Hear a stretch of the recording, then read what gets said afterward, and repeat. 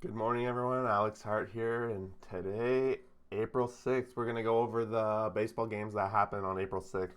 We'll wake up with baseball. We're going to jump right into it, but please, before we do, like, subscribe. I'm going to be ripping these every day. We're going to be doing a quick review of all the games and just following the MLB season all season long. So if you're into baseball and you want to see some quick review videos and get caught up on what you might have missed the night before, looking over box scores, please join along and like and subscribe. Thanks. So today, we kicked things off with the first game of the day. It was the only like a matinee game here with the Tigers and the Twins. Tigers pull it off.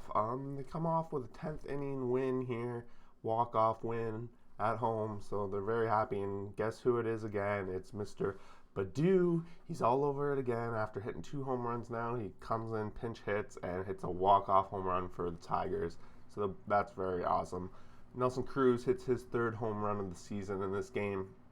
And Byron Buxton, same thing, 3rd home run of the season. No home runs for the Tigers. Mize first start of the season so far, 4 innings pitched, 4 Ks. So for that, and then J.A. Happ first start for the Minnesota Twins of the year, and probably of his career, right? 4 innings pitched, 4 strikeouts, and then that's it. Robles ends up taking the loss in this one. Interestingly enough, the Tigers, they bounce back and they continue to have a winning record. How long will that go on for? Not too sure, but we also move on to the next one here. Nationals 6, Braves 5. We have another walk-off home run. Not home run, another walk-off win. Juan Soto this time getting the job done for his team. In the 9th inning this time, we didn't have to go to 10, but the Braves continue to struggle. They did get their offense going right away out of the gate. We had Freddie Freeman hit his first home run. We had Acuna hit 2 home runs in this game, and Dansby Swanson also hit a home run. They were all off Max Scherzer, so as we know, the one issue with Max Scherzer is he does give up the long ball here and there. He went 6 innings, 9 strikeouts, and Drew Smyly on the other side for Atlanta had a pretty good start, like 6 innings, 2 earned runs, and 8 strikeouts on his side. But the bullpen just couldn't hold it together, and Washington ends up winning their first game of the season. So I think they were talking about that Atlanta, for the first time, has been walked off twice at a team's opening game of the year. And so that's something interesting about Atlanta. They need to get this stuff together, and we're 0-4 right out of the gate. And given this division, they can't fall behind too much, right? Next up, 4 Astros, 2 for the Angels. The Astros, it's tied up going into the 9th, and they get it done in the 9th. Again, Iglesias kind of struggles coming into the game for the Angels, and I don't know how long his leash is going to be for the Angels. It's now the 2nd game in a row where he kind of blew the save, picks up the loss this time. Last time they actually managed to come back. This time, they're not so lucky. Zach Greinke on the other side, his 2nd start of the season, 7 innings pitched, 4 Ks. Doesn't get the win, but another very solid performance for Greinke. Home runs on this one for the Astros. We got Tucker hitting his 3rd of the season. Carlos Correa, 1st of the season. Alarming Diaz, 1st of the season. And then on the other side, we got Mike Trout hitting his 2nd home run of the season. But it's not enough. The Angels, they do keep it close though, and they got to be very happy with the start. Every game this season seems to be going right down to the wire for them. But they're trying to take it up that next notch, right? Next up, we got Yankees 3, Orioles 2. The Yankees almost got out of this, shutting the Orioles out back-to-back games, but Orioles put up 2 in the very top of the 9th. Otherwise, there wasn't too much here. Home run to Ruiz for the Orioles, and on the other side, we have home runs. Aaron Judge hits his 2nd of the season. He had a great game, 3 hits, 4 RBIs, and then Jay Bruce hit his 1st home run of the season for the Yankees. Garrett Cole has an amazing start here. 7 innings pitched, 13 Ks, and then they bring in Chad Green and Ludiage, and it's over. They didn't really have a chance after that. Kremer on the other side only went 3 innings, 3 earned runs, but they did go back to the Plutko, and we talked about this the first time Plutko came in. He's going to be kind of that guy that comes in as an ex-starter, puts in some long relief, and so far so good. Seems to be a big pickup for them. Plutko getting the job done. But the Orioles have now lost 2 in a row. And how long before they're at 500? Probably today, right? Next up, we have the Reds. Ever since the first inning of the season, where the Reds gave up 7 or whatever, they've been on fire. It's the Pirates this time. They win 14-1. Wade Miley with the win. Trevor Cahill with the loss. Home runs. Naquin hits 2 home runs in this game. Has a huge game actually. 3 hits, 7 RBIs. So it's a big signing and a big loss. I think I saw a stat. He used to be a Cleveland Indian that in this one game alone he hit more RBIs than the entire Cleveland outfield right now. And honestly, I'm thinking Cleveland hasn't really scored too many more runs than 7 altogether. So it's pretty close there. But that's it for home runs from that side. And then Evans for Pittsburgh hits the only home run, and it's in the 7th. It's a solo shot and nothing too much. Pirates, kind of where they're expecting them to be. And the Reds are looking good. Their offense is looking good. We're still waiting to hear back about the Castellanos appeal. Wade Miley, first start of the season, 6 innings pitched, 6 Ks, gets everything done, no earned runs. And Trevor Cahill, he got blown up, 7 earned runs over 4 innings. So we're going to be probably seeing that a lot for the Pirates this season. But that's the kind of game that most people expected, right? This one, Cardinals 4, Marlins 2. The highlight of this one, I forget what inning it was, but the Marlins had the bases loaded, no out, and they couldn't score anything. And the top of the 6th here is when the Marlins were winning. They went on the top of the 6th. There's 2-0, and then the Cardinals put it all away off that. Nothing too crazy for the Cardinals. Carlson hits his 2nd home run of the season. And the Marlins again, I think this is they're still kind of looking for a home run. I don't even know if they've had one this year. Feels like they haven't. Feels like I keep saying that every day. But I know Alcantara had a great start, but doesn't get the win. He actually comes out with the loss after this one. 6 innings pitched, got 2 earned runs. So one of those runs probably not earned.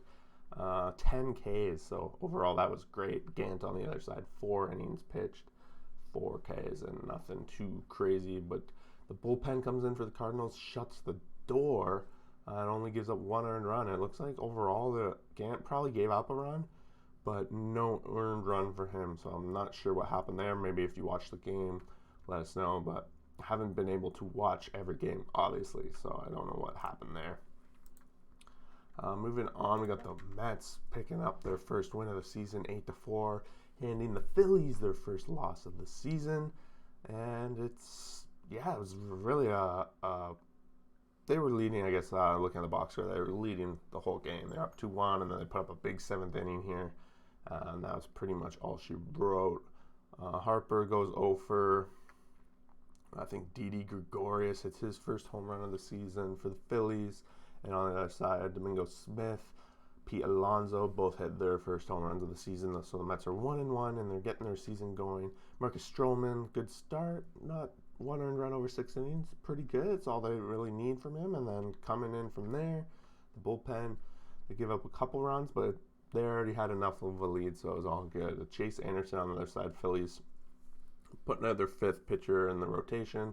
He only gave up 2 earned runs over 5, so still the starting rotation seems to be all right for the Phillies, and was one of the big question marks. On the other side, Velasquez coming in the bullpen really gets blown up, 4 earned runs over 1 inning, so that might be a big question mark. But the other parts still seem to be doing good for the Phillies, and they take up their first loss of the season, so it's not too bad here.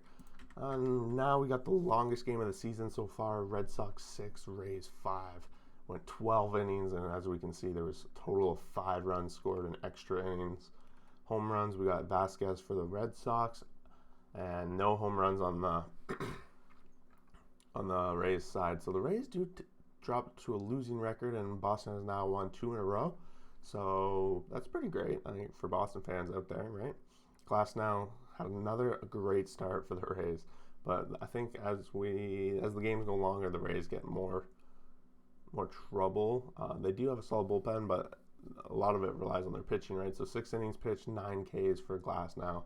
And on the other side, Martin Perez, 5 innings pitched, 6 Ks, 3 earned runs. So they had a late comeback in this one.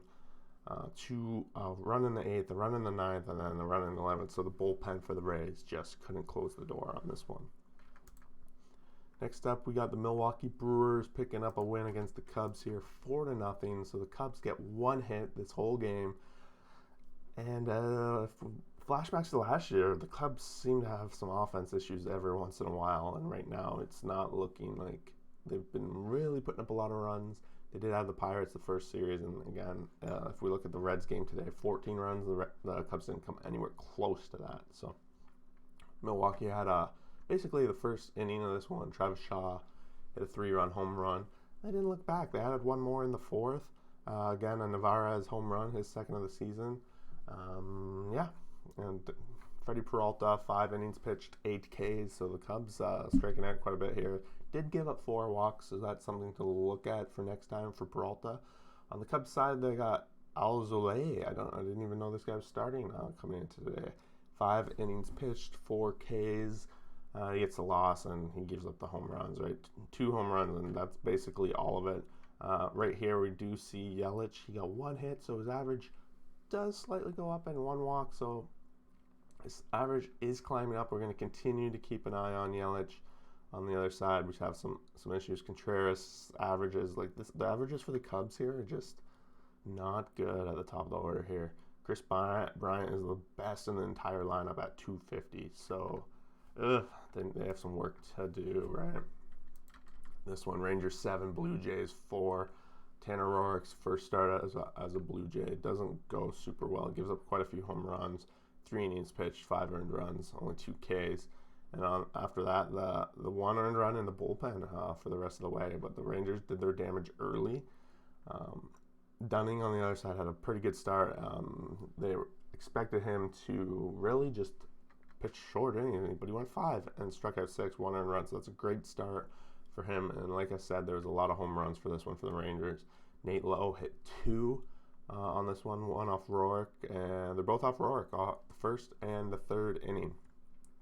Guzman hits his first home run of the season, as well as Haim hits a home run. So that's 4 home runs this game, and that's basically just slaughtered the Jays on this one. Bo Bichette hits his first home run of the season as well in the top of the first. So they had a quick 1-0 lead, but quickly evaporated. And the Jays actually, they put up some signs of a possible comeback late in this one, but they just ran out of time and only could have 3 and got as close as 6-3, and then that was it. Jays fall to 3-2, still flirting a little bit with 500, and yeah, there's that. Oh, here we go. I spoke too soon and on the game before. I didn't know this game went this long. But this one went 13 innings. Colorado 8, Diamondbacks went 10. So what did I say? 13 innings. Now this is the longest game of the season. 4, 6, 7, 8 runs in extra innings. So basically half the runs in the extra innings, which is pretty crazy. I don't think I've seen something like that that I can recall. But as we know, this one's in Coors and runs are a dime a dozen. So I think looking here, Ryan McMahon has one of the highlight box scores here. 4 hits, 4 RBIs, 3 runs. So that was pretty big for the Rockies. And on the Diamondbacks side, the biggest one that stands out to me is Kento Marte. He went 3 hits, 2 RBIs, but he had 7 at-bats. So there's a lot of at-bats in this game. A lot of runs. It looks pretty exciting. Walker and Vogt for the Diamondbacks hit their home runs. Mick Mahone, 3 home runs this game, and that puts him to 4 on the season. So I think that makes him the leader on the season right now. And who else we got? Nunez hit his 2nd of the season, and we also got Hilliard hitting his 2nd of the season. But as we know, Coors is that spot where you're going to get lots of home runs. Both these pitchers went about 5 or 6 innings, 3 earned runs. So on Coors Day, that's pretty great. And it basically started coming down to the bullpen and getting exploded. But as we all know, Coors games are very fun to watch, lots of runs, and that's pretty much it. And here we go. The Oakland A's are now 0-6. The Dodgers beat them up again. They did have a lead for the first, and then it quickly evaporated in the second here. The A's are in trouble. Their offense, we looked at the Cubs and their batting average was a little rough. At least on this side, they're hitting. It might just be the unfortunate side of the way their schedule is. They play the Dodgers, they play the Astros, but it's not got to be a boost of confidence for the A's. That's for sure. Home runs, we got Max Muncy hitting his first of the season, Rios hitting first, and Betts hitting first. So that's 3 home runs for the Dodgers and none for the A's, so not really any offense going. And if you're only scoring 1 run in the first, you're not going to win a lot of baseball games. Kershaw went 7 innings, pitched 8 Ks, 1 earned run, so that's a great bounce back for him after his Coors outing last time. Bassett is now 0-2, gave up 9 hits on this game, 4 earned runs, so not going to get the job done, definitely against the Dodgers. So we're going to be still looking for that first win of the season, I think. Possibly now. Oh, no, the Braves are still a team that hasn't won, right? 2 teams left, I think, that are winless on the year right now. And that includes 1 team that's played 1 game and 1 team that's played 2. Next up, we got Padres 3, Giants 1. This is their first game without Tatis, and they get it done. It's a close game throughout the whole thing, and they bottom of the 7th, they get 2 runs, and Cartini hits the home run in the 7th to take the lead. Crawford on the other side on the Giants hits his first home run of the season. Aaron Sanchez first start for the Giants, 5 innings pitched, 6 Ks. Darvish second start for Padres now, so I think this is his first win of this. Oh, he didn't get the win, so not his first win of the season, but 3 hits, 7 Ks over 6. It's a good bounce back from his last start where he gave up quite a few runs. But the Padres got to be happy. They're 4-2. They've now basically been missing Tatis for 2 games, and they won both. And the good news on that is that it seems like he's only going to miss 10-ish days. I guess they're weighing the options on surgery right now, and it doesn't seem like it has to be done. So they're just going to play it by ear. We'll probably get more of an update on Tatis later soon. Last game of the night here, I believe. Yeah, Chicago White Sox 10, Mariners 4. It's 3-3 going in the third. The White Sox offense definitely has woken up since we talked about it in that Angels Sunday night game. The biggest thing here, Brady, who has 5 RBI night, and above him, Luis Roberts, 2 hits, 2 RBIs, so that's something positive. Collins, first home run of the season. Robert, his first home run of the season. And Abreu hits his second home run of the season as a grand slam. 3 on 2 outs. That's Abreu's second grand slam of the season.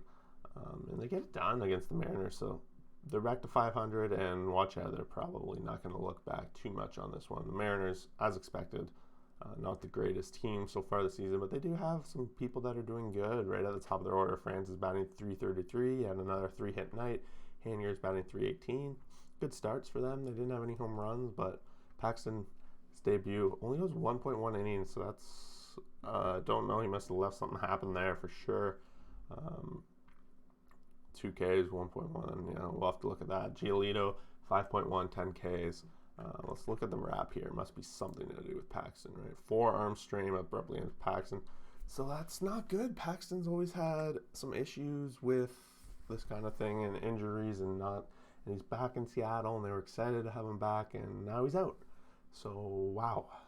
Let's hope that's nothing too bad. I like watching Paxton, hoping to him have a rebound season. That wraps it up. I think we had 13 games today, going over April 6th. Alex Hart here from iHeart Sports, and hopefully you get some knowledge and you can let us know if I missed something or there's something you want to talk about with these reviews.